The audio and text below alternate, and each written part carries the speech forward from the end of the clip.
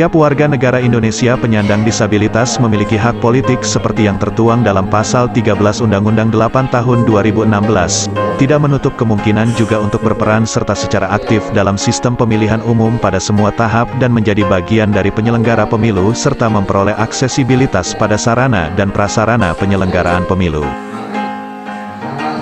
Terkait hal tersebut, Bawaslu Kabupaten Magetan melaksanakan kegiatan rapat fasilitasi dengan tema penguatan kepemiluan kepada kaum disabilitas. Kegiatan ini merupakan langkah lanjutan dari kegiatan sosialisasi yang pernah dilaksanakan tahun lalu.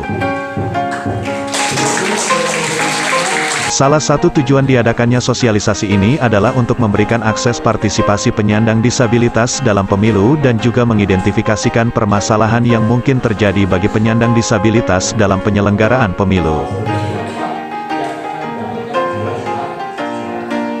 Pelaksanaan pemilu serentak 2024 merupakan salah satu instrumen demokrasi dalam rangka perwujudan pelaksanaan kedaulatan rakyat untuk memilih presiden dan wakil presiden serta para wakil rakyat secara langsung melalui mekanisme pemungutan suara.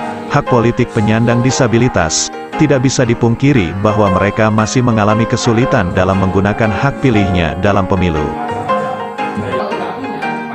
Dalam Pasal 13 Undang-Undang Nomor 8 Tahun 2016 tentang penyandang disabilitas telah mengatur tentang hak politik untuk penyandang disabilitas, di mana salah satunya adalah memberikan hak dan kesempatan yang sama untuk dapat ikut berpartisipasi politik dalam pemilu. Pada saat pelaksanaan pemilu, salah satu keterbatasan penyandang disabilitas adalah keterbatasan dalam mengakses pelayanan di ruang publik khususnya di tempat pemungutan suara. Hak pilih bagi penyandang disabilitas telah diatur dalam undang-undang, yang mengisyaratkan agar TPS ditentukan lokasinya di tempat yang mudah dijangkau termasuk oleh penyandang disabilitas. Kalau diamati di lapangan, masih banyak TPS yang tidak akses bagi penyandang disabilitas yang mengakibatkan kesulitan bagi mereka dalam menggunakan hak suaranya.